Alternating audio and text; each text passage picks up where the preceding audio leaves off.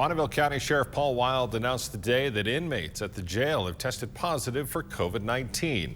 KPVI News that works for you journalist Kate Gardner has more. Last week, deputies identified an inmate reporting and showing symptoms of sickness and took steps to isolate that inmate away from the others in the housing unit. The inmate was tested for the COVID-19 virus and showed a positive result late last week. With a confirmed case of COVID-19, the other inmates in that housing unit were tested for the virus this week. In total, 34 out of 35 inmates in that pod tested positive. Nobody in there had symptoms. We asked, is there anything that you all need or want?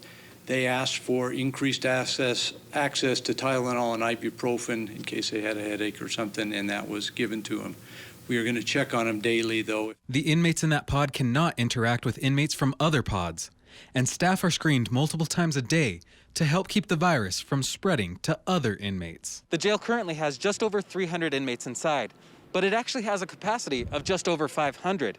The sheriff says they've kept down the population during the COVID-19 pandemic as one way to help slow the spread of the illness once it eventually made its way inside the jail doors. Other preventative measures include: we have issued extra sanitation supplies and masks to all the inmates. The inmates are not required to wear the masks in the dorms, but they are required to wear the masks when they're outside the dorms. The inmates who tested positive are asymptomatic, and the inmate who originally tested positive is no longer feeling ill. The sheriff says they are following CDC protocol to keep the inmates and staff safe, but wants people to realize a jail is not the Marriott.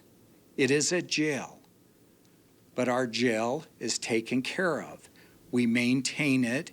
We make sure that there's a medical staff there that take care of our inmates. In Idaho Falls, I'm Kate Garner. KPVI News that works for you. Now, Eastern Idaho Public Health says the jail's confirmed cases will be added to a total number of cases for the county. However, they're not considered active because inmates are isolated from the general population.